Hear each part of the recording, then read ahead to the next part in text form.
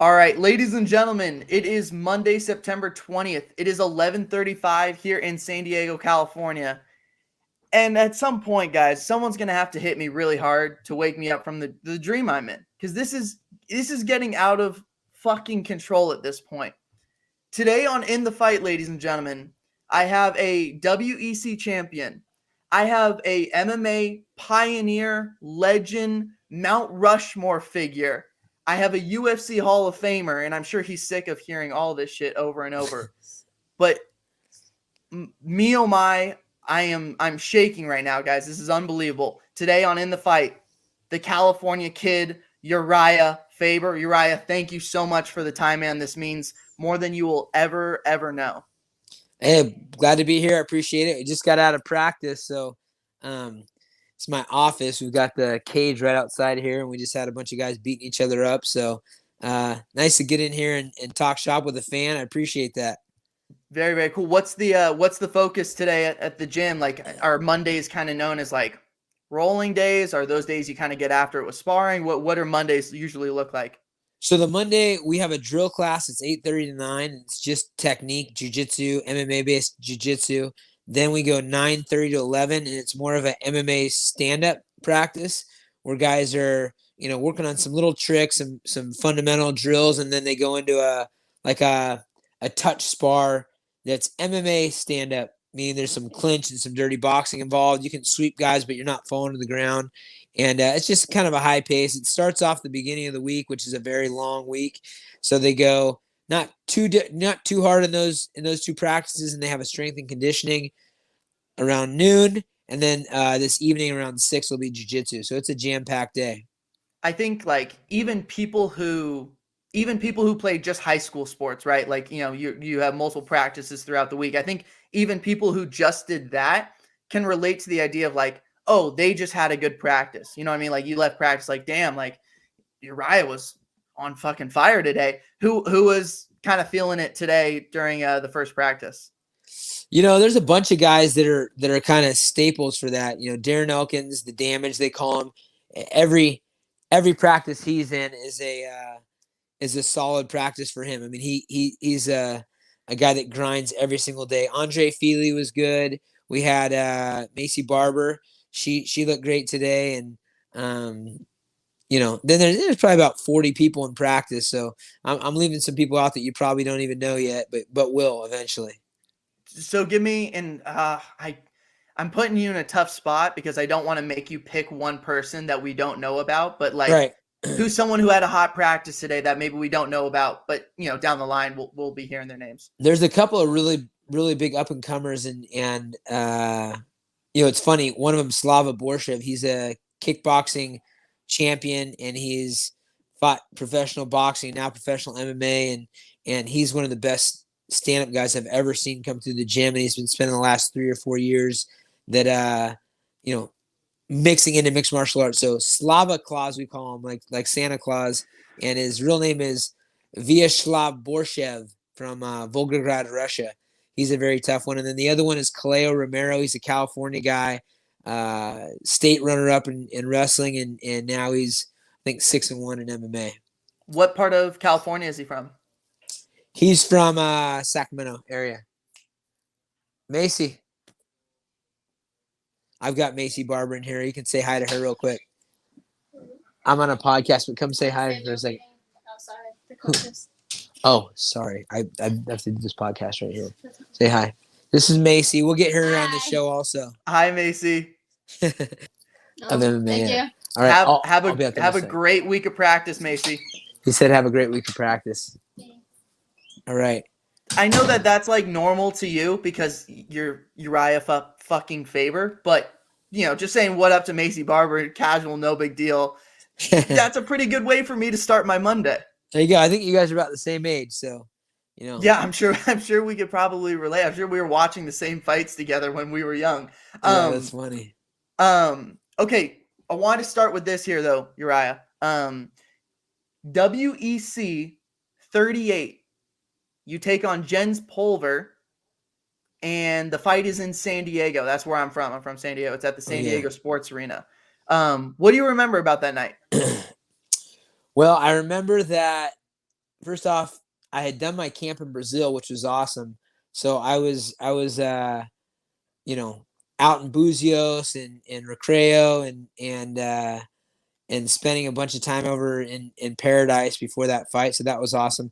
The crowd was nuts. I mean, I have a big crowd response when I come out to Sacramento, and it was equal, if not better, in San Diego, which is really cool. I was born in Santa Barbara, so I'm a SoCal guy also.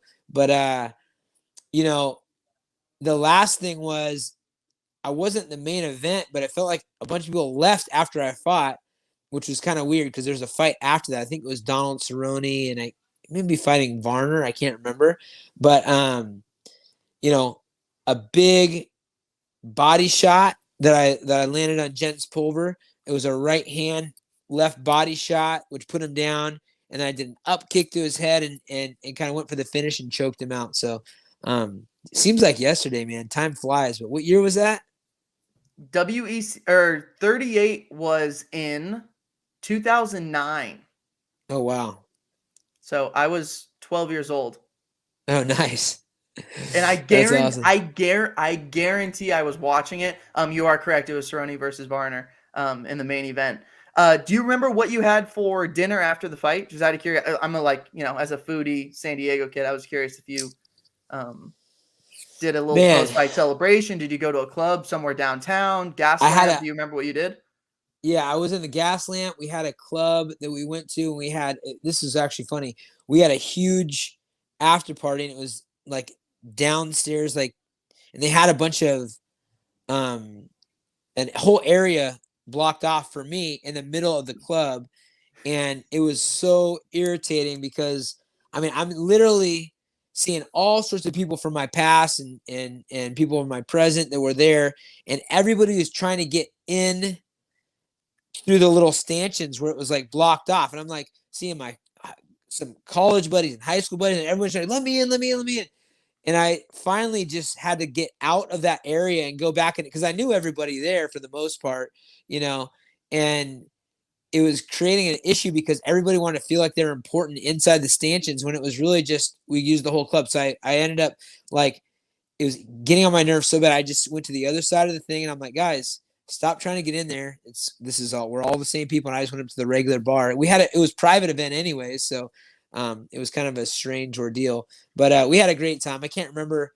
I mostly had some beers. I do remember that Kid Yamamoto came to that fight, and Kid Yamamoto at the time was the biggest name lightweight fighter in the globe from Japan, and he came there and we had a beer together. And he's actually passed away. I don't know if you knew that. He got cancer and passed away about 2 years ago.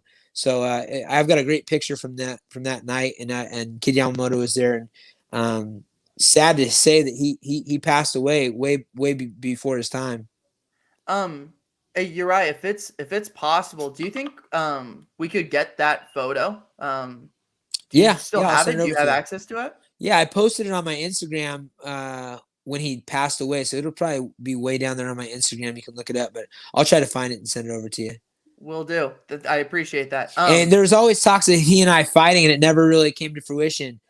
By the time it did, it was by the time he came to the UFC, it was kind of too late. He was down a weight class. I was up a weight class, and it didn't happen. And that's funny you say that, because one of my questions is the big what ifs, right, of your career, of really just MMA in general. When you look back, is that the one that kind of stands at the top of the list in terms of yo, that almost happened, or what if this injury doesn't go down, I don't take him, take on whatever his whoever it might be.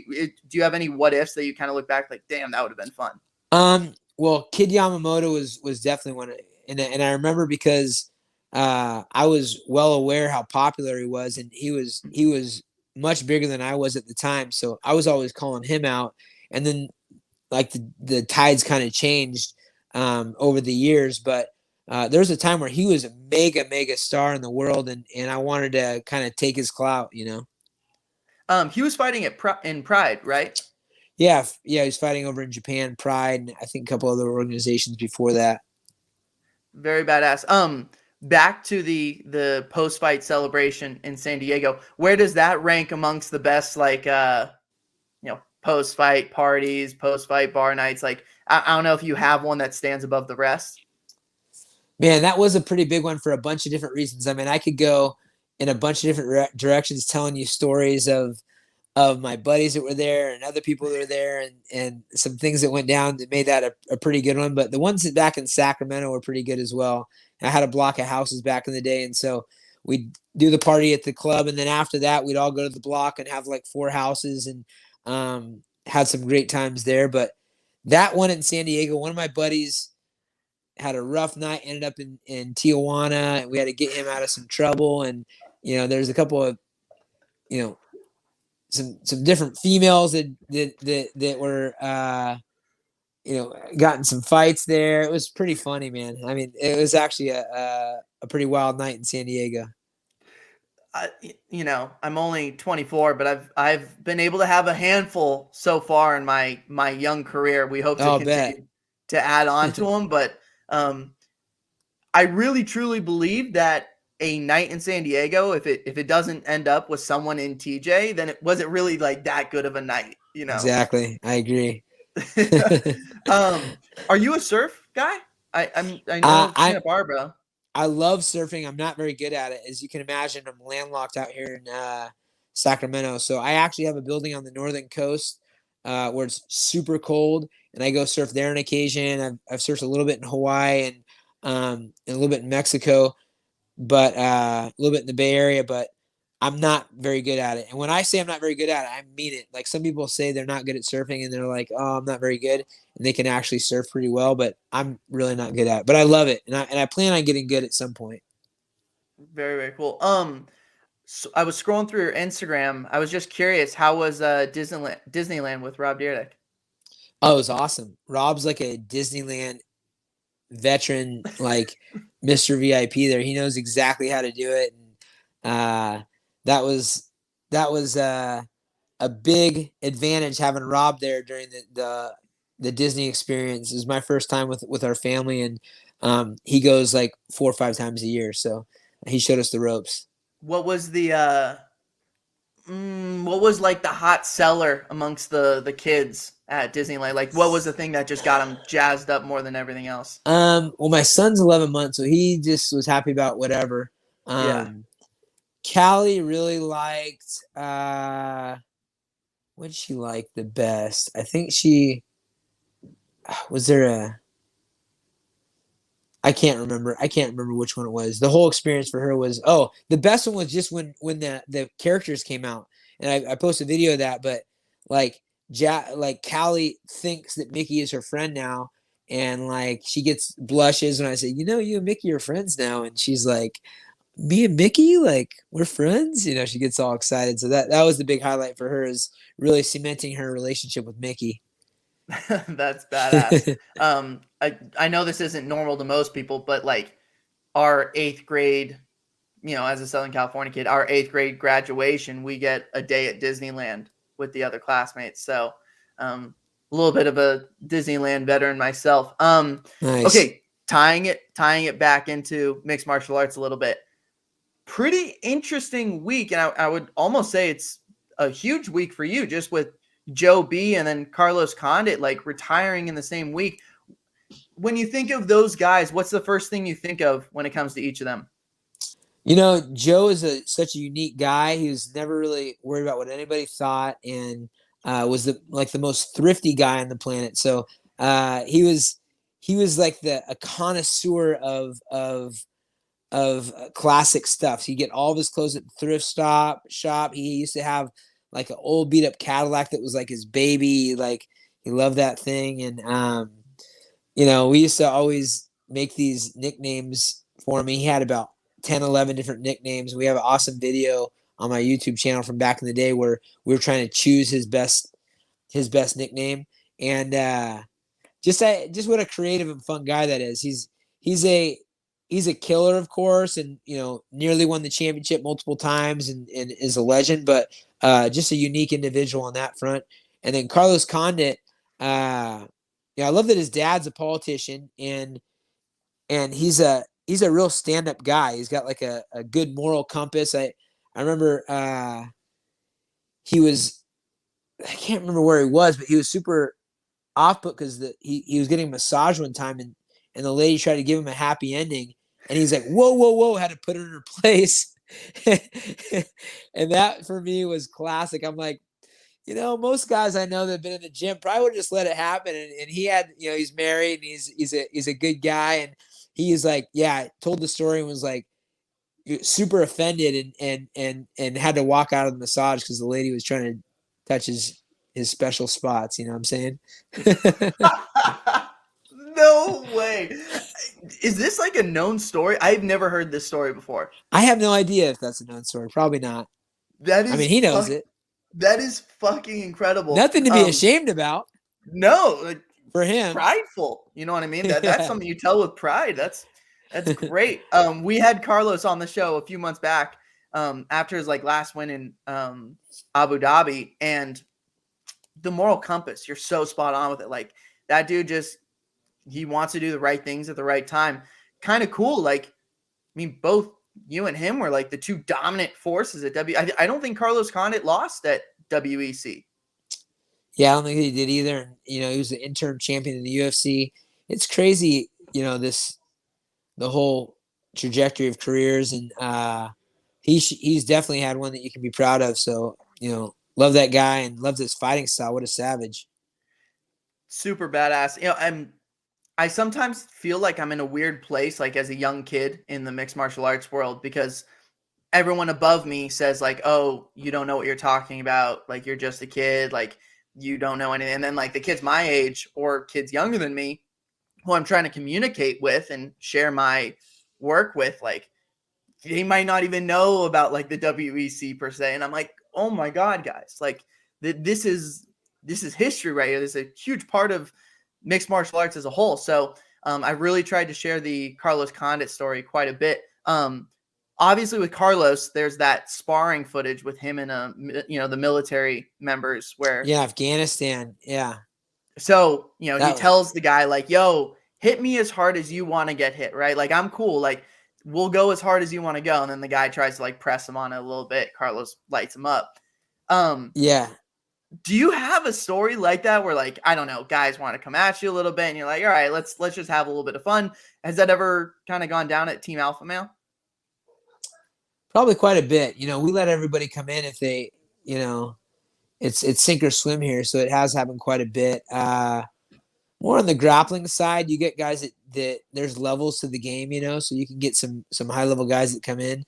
I don't have one in particular that I'd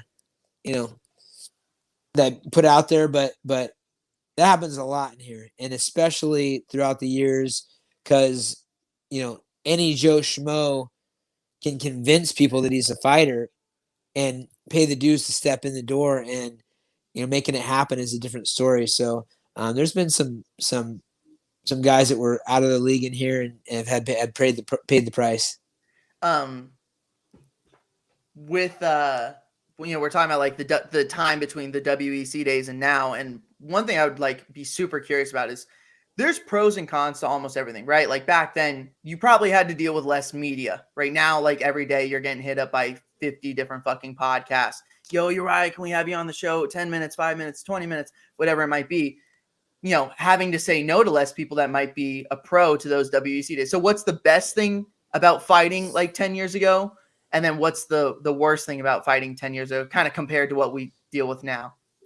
I'd like to say less than or more than 10 years ago, the best thing was, I mean, look, when I first started fighting, you didn't have to have everybody's opinions in your face or available to you. It was like literally in 2003, 2004, 2005, 2006, 2007, there wasn't Instagram and Twitter and a way for people to get their positive, negative, indifferent, perspectives out into the world or in your face. And so I do a pretty good job of just not caring at all. But, these younger kids grow up with this where there's cyberbullying and whatnot. And it's weird how it can affect people. I mean, it makes people make some crazy decisions like, all the fans think that so-and-so is not a good coach or this, I should be at this gym. It's like all these things that that you may not have had to deal with back then can be an influence, and people's careers can be affected by it. So that's one weird thing that's about today. And I don't know how I'm going to navigate that with my kids. It's going to be a weird thing. It's going to be a whole different animal, even, in 5, 10, 15 years for my kids. And hopefully there's a better, more savvy way of dealing with it. But at that point, have some examples of how it's gone well and how it's gone bad with this social media thing. And realistically, like if by chance, one of your kids competes in athletics, there's a really good chance they're going to be under a bigger spotlight than even the average kid, right? Like, so they'll be dealing with it potentially to even like a greater extent than like the average Joe. So, absolutely. Question for you: how's the pinky? It's still pretty jacked up. I can't make a full fist, so that's all I got. This is what a fist should look like, and there's my pinky right there. So, how long has that been now? Geez, it's been like 10 weeks. I don't know if I'm going to get it back. I'm going to have to maybe re-injure it or something. And I don't know. Is it like the base of the knuckle, like down here? No, it's this guy right here. Yep. See the difference? Holy shit, Uriah. Yeah, it's pretty nasty. Dude, it's all good. Is it all good? That doesn't look all good. It's not great. No, it's not great. It's all good. It's not great. Absolutely not. Oh, that's incredible. You do a really good job of like plugging your guys, and 2 weeks ago, which actually I glanced over this earlier in the podcast because give me the name one more time of the fighter you said I don't know of, but the name, the Slava Borshev, Slava Claus. Okay. Because so you got a Slava Claus. You're also speaking Portuguese now in these post fight. That's Halion Pavia. Yeah, the Brazilian cat. So how many languages do you speak Faber fluent in? You know what I mean? I'm not saying like, fluent, but we're talking about Faber fluent. So what are the languages? Well, my main trainer for my stand-up master Tong doesn't speak a lick of English, and he's Thai, so I can understand him. We have our own little language that understands Thai. My Brazilian jiu-jitsu coach Fabio has been here a while, but his Spanish or his Portuguese is he doesn't speak very good English, so I know Portuguese communicating with him. Let me see what else. And then in this gym, I've got everybody. I've got Song. I coach Song Yadong. He's Chinese. I should have mentioned he looked fucking awesome against. Yeah, he's a badass. Yeah, he's badass. Song Yadong, and he's got his whole crew of Chinese fighters. I've got Teruto Ishihara and Tanaka and all the guys from Japan. I've got Russia, Chechnya, Azerbaijan, Brazil. We got it all in here. I don't speak those, but I communicate with all of them. The international fight language, So I like what you're saying. I get what you're saying. Hey, I can communicate. My parents, my dad's a first generation American from Holland, so my grandparents have heavy Dutch accents. So there you go. I can understand that too. Well, and this has kind of been one of my like mantras. And I got one more question for you, but it's kind of been one of my mantras is food, music, and sports are the three great common denominators in the world. Like you can go anywhere, and if you speak fluently in one sport, or if you speak fluently, like you could communicate with people through those common denominators a little bit. So I very much know what you're saying. I don't want to press on you too much about it, but like everyone wants to know, is Uriah gonna fight one more time? I'm not gonna ask you that. What I am gonna ask you though is I need some help. If Vegas odds were being put out on who you would fight next, is there any way we could like list out some Vegas odds of who you think it might be? Sure. So they do offer me fights on occasion, and I'm not opposed to it. I still am in great shape. It's just making sure that I'm 100%. That's important. So I would say, I am done after this. I am done. Yeah, it's all good. So I would say, some of these guys that are up and coming. Casey Kenny called me out in the ring while Song fought. Chito Vera's throwing some stuff out there. TJ Dillashaw has tried not to fight me, which, or according to the matchmaker, Sean Shelby, which, I don't really need that drama anyways, unless it pays really well. So I'd say those three people are thrown out there. Oh, there's Pedro Munoz has politely asked to fight before. I've probably had 9 or 10 people that have asked to fight, and I'd be open to fighting any of those guys. Pedro Munoz. Who else had asked me to fight? I read that Pedro Munoz was eyeing 125 as a possibility for his next fight. Oh, that'd be a bad decision in my opinion. He's a big guy, I feel like. So, and this is just Twitter bullshit. Maybe it was just a complete Twitter bullshit type deal. So if you don't want a TJ type of drama, whatever it might be, what are you looking for in that potential fight? You know what I mean? Amongst those guys, there's pros and cons to each one. I like the style matchup. Oh, I like the legacy dynamic. What do you want? For me, it's more about me. When my mom turned 62, she's never run. She went and ran a half marathon. When I turned 40, I came out of retirement, had my baby. I would say that my biggest thing is just a fun experience for me. I have my son in the world now. A challenge, absolutely, and somebody that gets me excited, that I think will be a tough fight. That's me. It's me challenge. That's kind of what I'm going for. Love that. Vitor Belfort kind of says the reason he likes surfing is because it's you versus you, just like fighting. Urijah, I'm good to go, dude. This was incredible. Thank you for the time. I hope I didn't bore you too much. No, it's okay. Great interview, man. I wish I had some more time. I just blew off Macy's interview. I forgot. Hey, I'm a master at double booking myself. I've got a personal assistant. Whenever I don't do something through her, I double, triple book myself. And once again, I've done it. So I appreciate you guys. Great interview. We'll do it again sometime. Thank you, Ryan. Appreciate it. And then the photo you said is on your Instagram page. That is, if I can send it to Lloyd too, set it up. That's cool. Awesome. Thank you, Ryan. Thanks, brother. Good job. Okay, ladies and gentlemen, it is Monday, September 27th. It is 1:12 p.m. here in San Diego, California. Today on In the Fight, ladies and gentlemen, we've actually collaborated with this man on a few different articles before, but today joining us to recap UFC 266, recap the weekend of fights, the one, the only, from Strong Style, Jerald Spohn. Jerald, how we doing today? Let's go. Awesome, man. Awesome. It's great to see you, Bo. It's always great to work with the 1:37 p.m. team. And, man, what a weekend of fights. What a weekend of sports. Dude, it's unbelievable. We've actually, for people that listen to the podcast but maybe aren't as active on Instagram, you and we've gone live post UFC events on numerous occasions. We've had a really good time almost doing exactly what we're going to do today. And there are 4 or 5 small MMA details that I am so excited to ask you about today that we saw over the weekend. Usually these have been saved for Instagram lives right after the fight, but now today we'll bring it onto the podcast. The other cool news is that in addition to the UFC 266 recap, we will be having a interview with Urijah Faber. So that will also be on this episode. This is jam-packed today.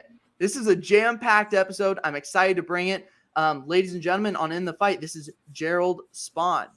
All right, Jerald, UFC 266, absolutely bananas, absolutely wild. I mean, this could have, dude, this was a top 3 card of the year for me. Absolutely, top to bottom. I mean, there were maybe a few decisions, but even just really good fights in the decisions as well. But, dude, how many people just showed up to fight and made it such a fun night of fights? We've had a month now layoff, maybe 6-week layoff in terms of UFC pay-per-views. And oh my God, we just got right back into the swing of things immediately with this card. So things that stood out to me early on, Dan Hooker, what Dan Hooker was able to accomplish this week. One, just to make it to the United States, right? Just to make it there. To make weight, I know that we preach about this time and time again. Yep. Making weight is fucking hard. Okay. Dude. And for Dan Hooker to make weight, be a pro, show up with all the bullshit that he was going through, and then to put on a class performance like that, like, I mean, talk about the professionalism of Dan Hooker, man. Dude, he had a lot of factors he couldn't have really prepared for thrown at him while cutting weight, while getting ready for a fight. And yeah, that guy's been around and been doing it for a long time, but it is incredibly stressful. Take it from me, someone that does it. I haven't even done it, nearly as long as this guy, but it just speaks to the type of fighter and the type of professional he is to be able to handle what he did, not only with class, but to show up and show out, man. And then the fight following that one is Marlon Moraes versus Merab, and dude, holy shit! Like, dude, I know Marlon, like, up and down over his last few fights, and, things that necessarily gone his way, but I don't know, like, for novice motherfucker like me, the dude is dangerous as hell. I don't view those losses against top competition as like the end-all be-alls for guys' career, and I still consider Marlon to be incredibly dangerous. He lands a huge shot, and then the moment he survives, so the shot lands on Merab, and DC kind of called it during the card. He kind of called it. He goes, "Yo, Marlon might be emptying the gas tank right now, and if he survives this, we could see the script flip." It was really interesting to see. Man, that punch made Merab look like a Bambi if Bambi was on a frozen lake, just trying not to fall down. It was crazy, man. And I was, those are the moments where you're in and out, where you're like, I kind of want to see the finish, but if he comes back, it could be crazy. And dude, and it's not like he came back and just, like skated through the fight and snuck away with a win. He came back and he put a stamp on it, So it's that's my thing where it's hard, like, do refs call it early sometimes, but at the same time, like, you got to worry about the safety because it probably could have been stopped at a time or two, but we saw exactly what happened because it wasn't. Well, and so and we're going to address this a little bit later on with another fight, but the ground and pound display was like really, really impressive.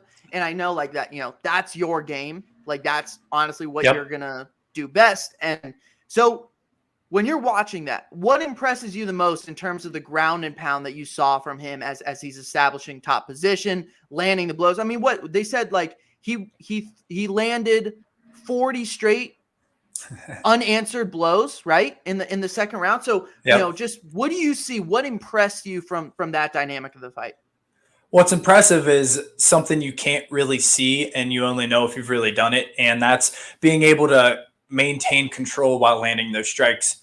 A lot of fans think, you're in the position, hit him. Well, like, why isn't he hitting him? Why isn't he, just letting loose? Every time you throw a strike and these are control points. Every time you release a control point to land a strike, you're risking losing a good position.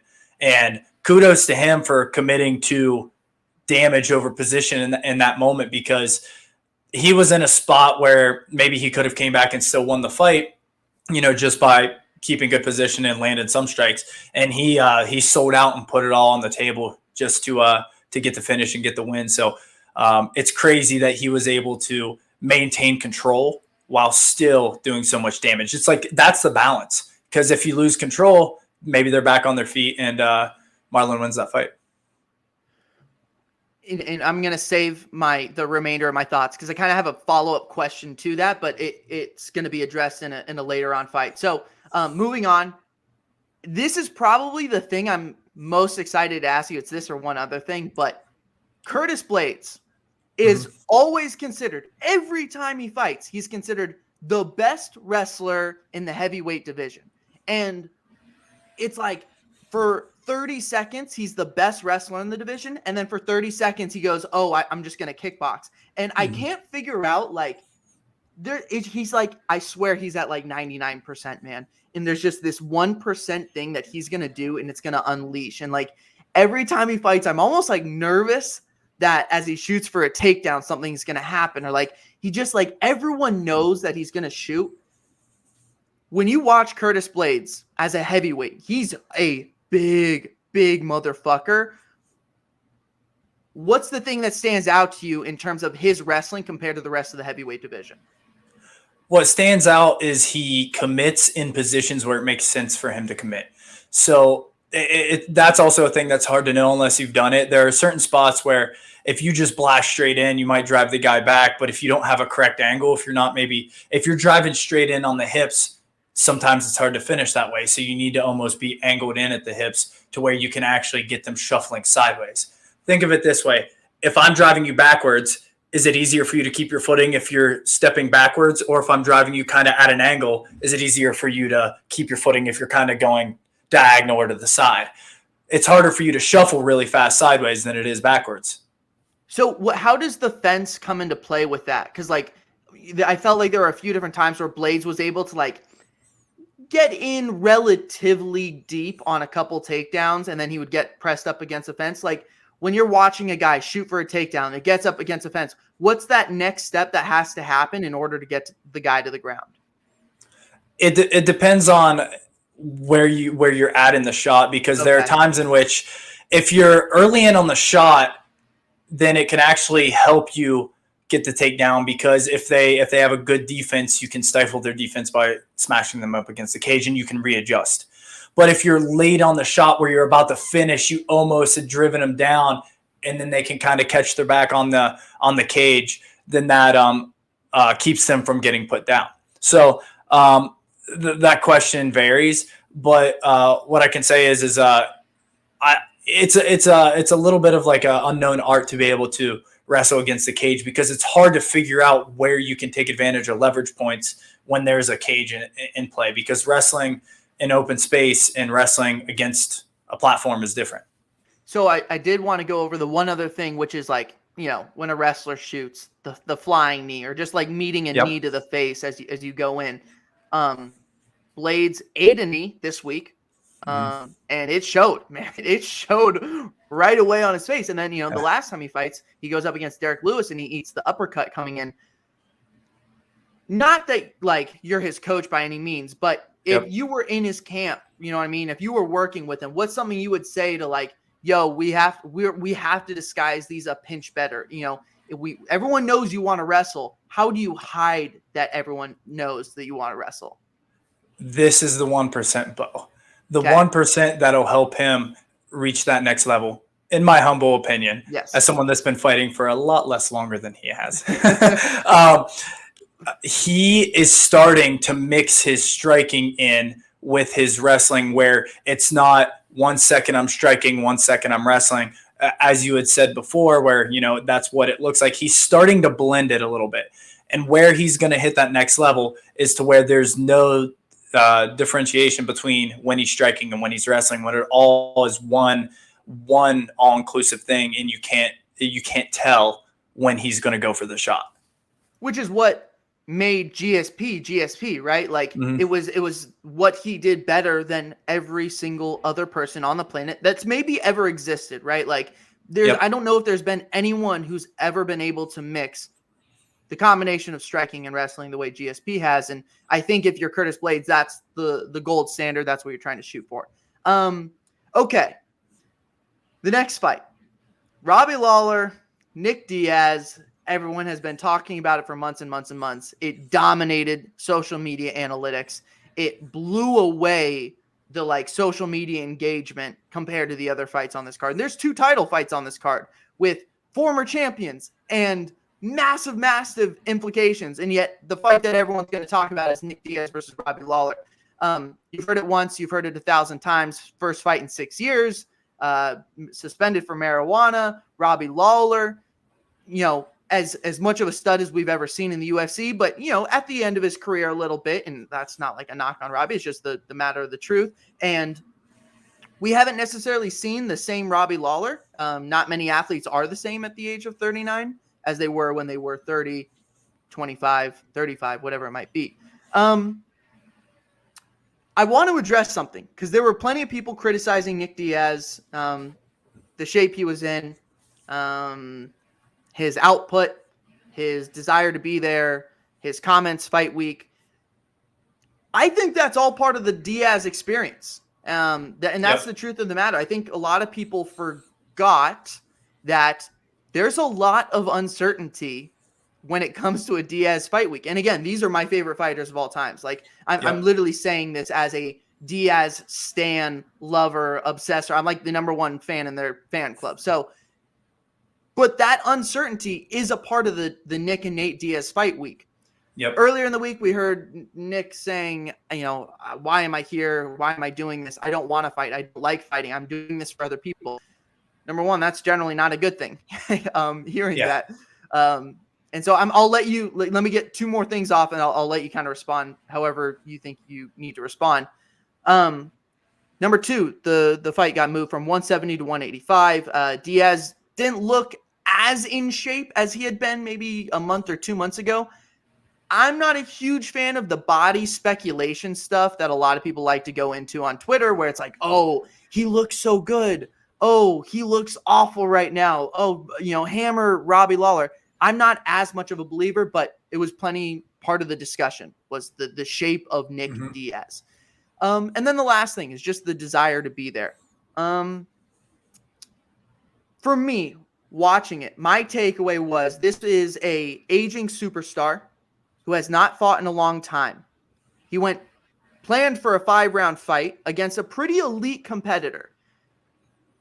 This to me was all about expectations. What were you expecting to see out of Nick Diaz? Were you expecting to see Strikeforce undefeated champ like in that division? Because that seems a little bit unfair.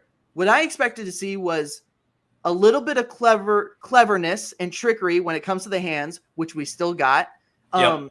We still saw him with a high number of output, huge volume, as he always does. And then after that, I was like, you know what? The rest of it is going to be a mystery to me.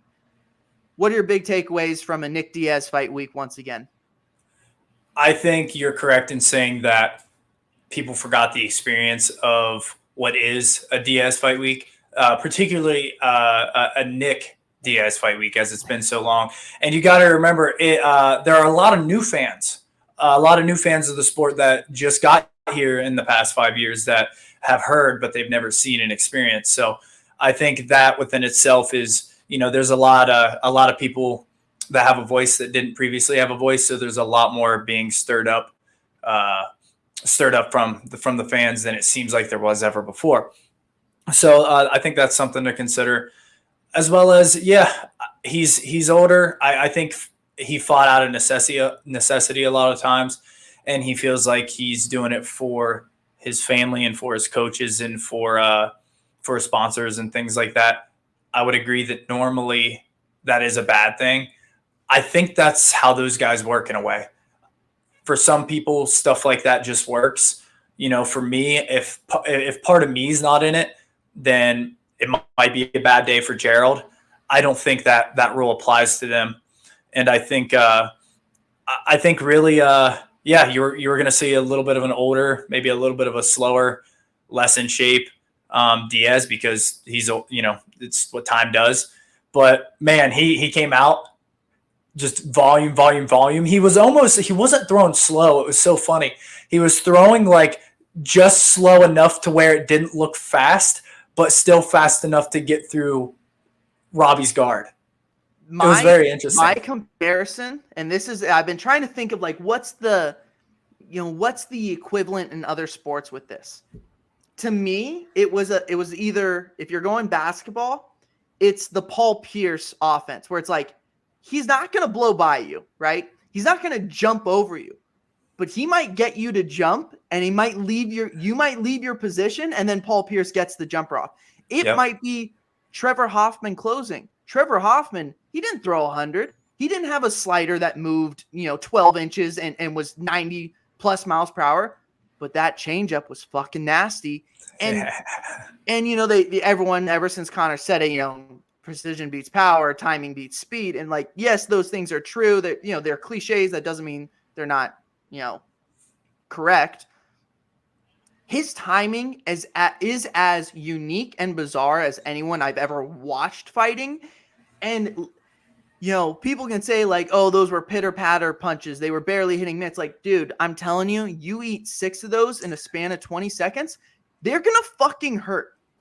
Punches are punches, bro. It's all the people fucking saying that are sitting on the couch and have never been hit in the face before. You know, it's like, let me fucking slap you in the face. It'll still hurt.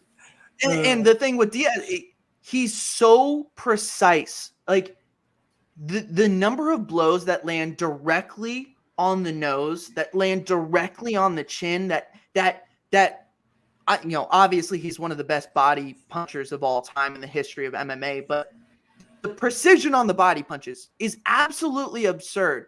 And to still see some of the clever, like, defensive head movement stuff, and he's blocking punches so well, and he knows the exact moment that you gas out on your exchange, and he answers right away.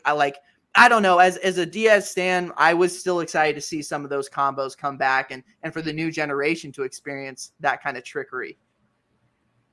I agree, and I think he's got some fights left in him. I think you'd be doing a disservice to him and the fans if you're giving him, a ranked fighter that's super young and super fast. I think you kind of got to give him guys kind of on the same end of the spectrum as him. And that's no disrespect to him. I think it's just, he's getting older, man, and things change and the speed goes and stuff like that. But there can be a lot of fun to be had with him if it's done right. So let's talk about it for 30 seconds here. I heard Cowboy Cerrone. I heard Diego Sanchez. I heard a wild card one that more fantasy stake, but Ben Askren, right? He wouldn't take a lot of damage against it, Ben Askren. And that's the concern with Diaz, right? You just don't want to see guys take more damage than they ever need to. Is there someone that stands out to you as someone you would want to see Diaz take on? Man, this one sounds a little crazy, but for some reason I thought about him and Ferguson. Yeah. So one, we haven't heard anything from Tony in a little bit, and all respect to the madman, the boogeyman, and his Tony Ferguson. There were rumors that Ferguson was eyeing up 170, right? He was. There's at least a little bit of whispers that he wants out at 155 and would probably head up to 170. It would be fucking entertaining. I mean, who the hell wouldn't want to see that? Yeah, for sure, man. There'd be blood. People would be getting hit constantly. It would. One of those guys might die in there. That's how that fight might end. One of them might die. All right, moving on. Valentina Shevchenko just continues her reign and dominance, and I don't even know what I can say at this point when it comes to her. There's nothing that I can say that has not already been said. There's no description for her dominance. She is so goddamn good in every single spot. She's disciplined. She's elite in her tactics. She's wise. She's matured. Like, you're looking at maybe the most dangerous fighter in all of mixed martial arts. I agree, and nothing against the lioness Amanda Nunes, but I think I just don't think there's any holes, and not that Amanda has a ton, but I think there's a path to be found to beat Amanda, and I think it's more the fact that she's just so like overpowering is Amanda's thing, but Valentina is just incredible.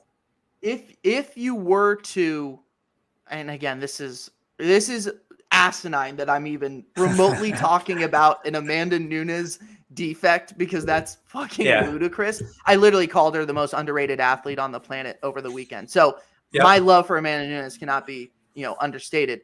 She's trigger happy. Like, she likes to swing. So, she landed the blows in the Cyborg exchange, and she pulled and countered with grace and beauty.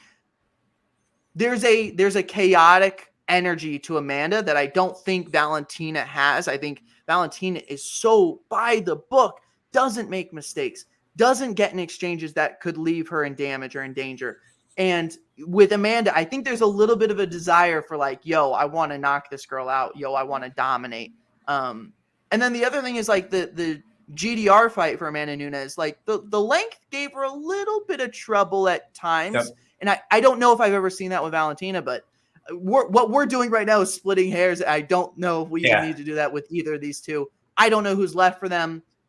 other than themselves, they're studs. I agree. I think it's it almost, the only bad thing about that is it's kind of the Khabib effect in a way. It's like, who do you give them to make for a truly entertaining fight? You love watching them fight because it's beautiful and it's going to be good, but at the end of the day, you kind of expect them both to just dominate. Yeah, I really, really do not know what to do. All right, main event time. Potential fight of the year. Alexander Volkanovski, Brian T. City Ortega.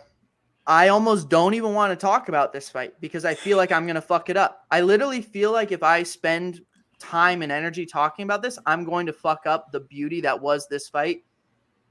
Volkanovski seems like the most dreadful opponent you could ever stand across from in a cage. I don't know if I've ever seen the competitor that Volkanovski is in that cage. He wants to win every second of the fight. No. Like, not one blow, not one trade. He does not want to lose a single exchange. I think he's the most competitive person I've ever seen compete in the UFC. And I would second that and say most prepared.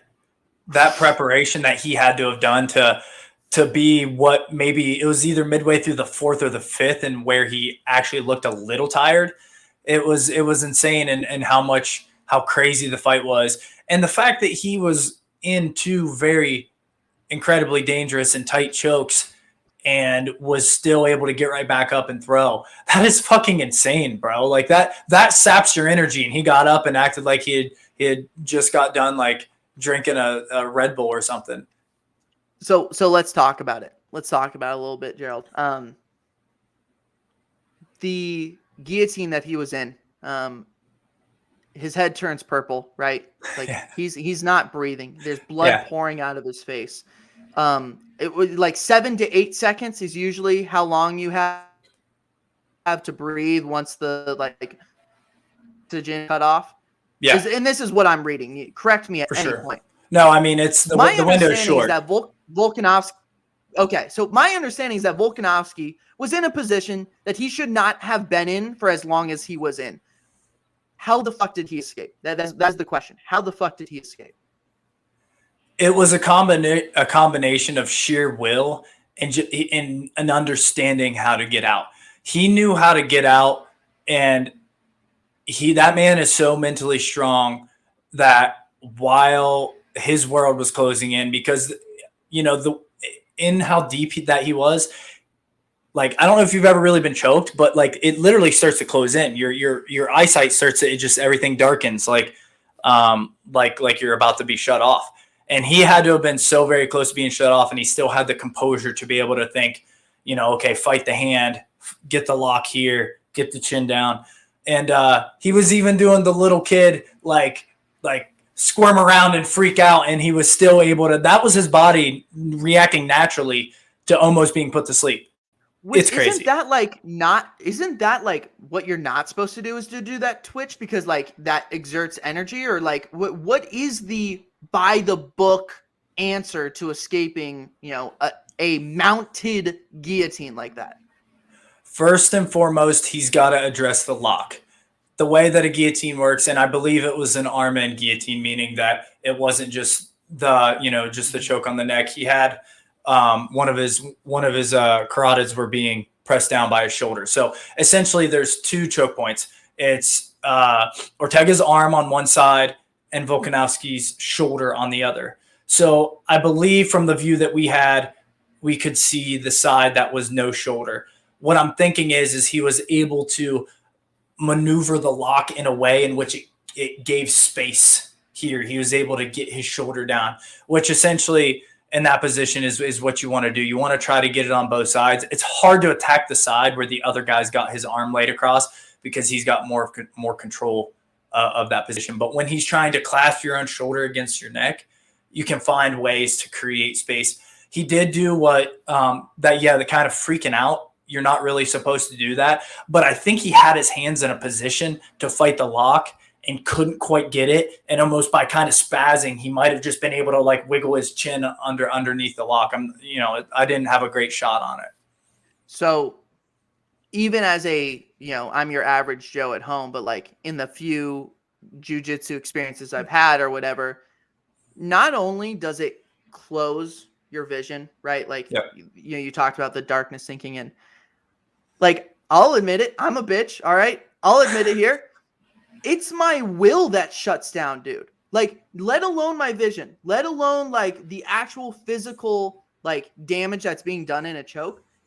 Your fucking brain is telling you, oh, it's over. You're done. Quit. Give up. Give up. Give up. It is constantly telling you, yo, you're toast. You're donezo here. Just give up. Like, tap. It's not that. It's so easy to tap, and then you'll be able to breathe and feel better. So I feel that from like, yo, I'm a huge bitch factor. So I can't even imagine what he was feeling in that moment. The last thing I wanted to go over was the triangle, because he also sunk in a triangle, fucking a minute and a half later. And I'm just stunned. I'm blowing my mind. And I'm watching the fight. My dad's downstairs. And I said it. I said out loud, oh, the fight's over.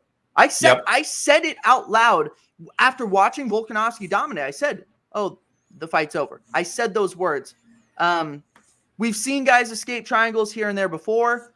I don't know if we've seen guys escape triangles from jiu-jitsu motherfuckers like Brian T. City Ortega. So I need an explanation here. How the fuck does that happen? I don't know exactly what Volkanovski did, but one thing I will say, I think his mistake was coming up on top, because where you're able to really close things off and finish the choke is when you have their head in there and you're grabbing the head and pulling it down into the choke. You actually extend your hips up and in, and that's going to make it tighter, which is probably the point in which Volkanovski kind of fell over and Ortega was able to get on top.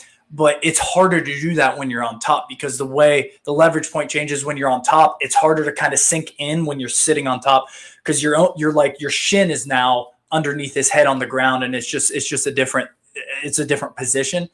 Now, if maybe he gets his leg out of there or just traps him there and, just lands little punches in the triangle, that's a different story. But if he really wanted to finish that, I almost think he should have just stayed on his back. Even if Volkanovski falls over, just keep your hips in, pull the head down, and make sure that you keep the pressure on the choke. Well, with Habib's final fight against Justin Gaichi, he locks in a mounted triangle, right? Like he passes guard with ease, and he's in full. He locks in the mounted triangle. What's the first thing Habib does once he locks in the mounted triangle? Rolls and goes on his back, exactly as you're saying right here.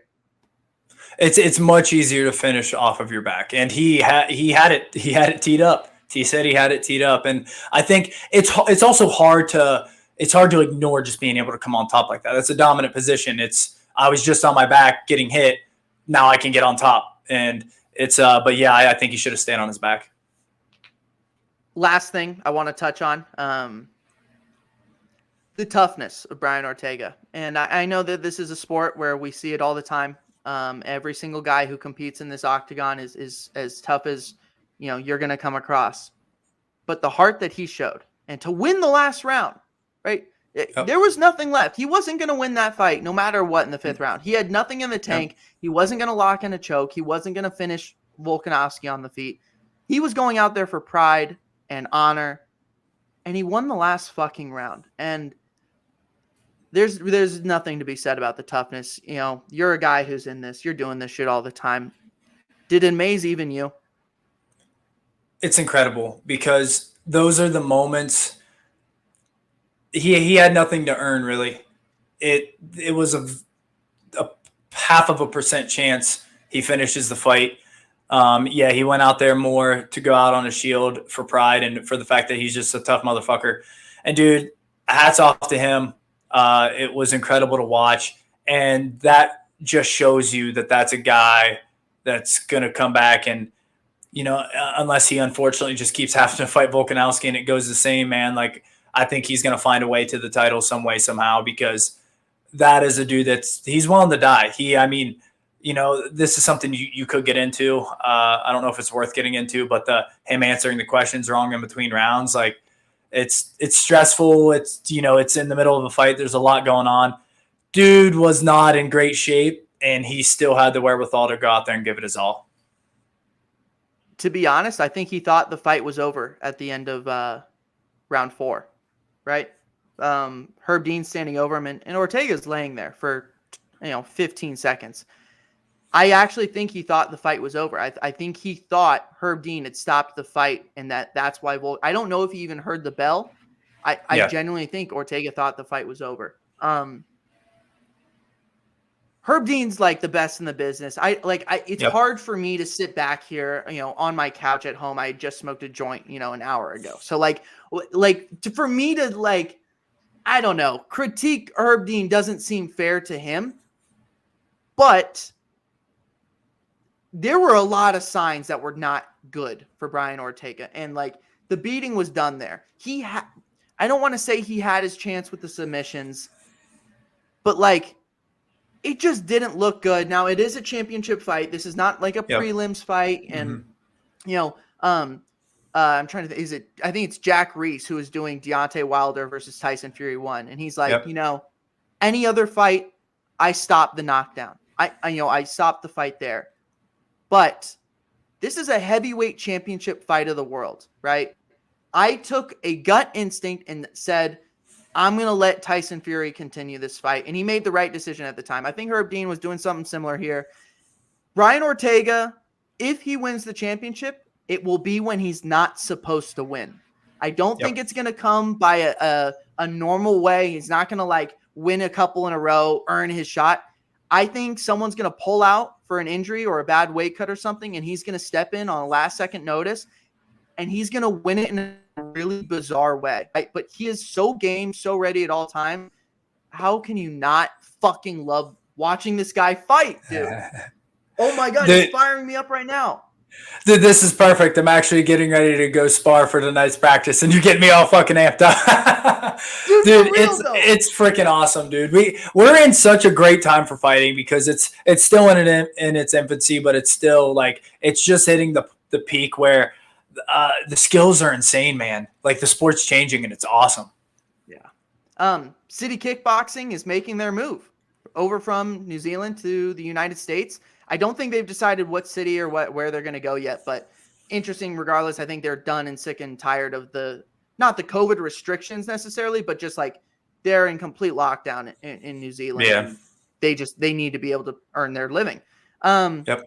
Jerald, I took you a lot longer than I was supposed to. Thank you, my guy. Hope you had a blast. Where can people follow you? People can follow me at Jerald Spohn. Anywhere and everywhere, Instagram, Twitter, Facebook, it's Jerald Spohn MMA, and then YouTube, it's Jerald Spohn MMA as well. It's JeraldSpohn. And dude, got the Hard to Kill podcast, as you know, that thing we've been cranking on. Just dropped a clip today, and hopefully fighting here in about 4 weeks. Woo! We'll have you back on, and we'll talk a little bit about what you got going on in the fight game, but we will also have you back on to do another one of these. Brother, I enjoyed the hell out of this. Go crush it at practice, and we will talk later on, my guy. Let's do it, man. Thank you. Peace out, brother. See ya.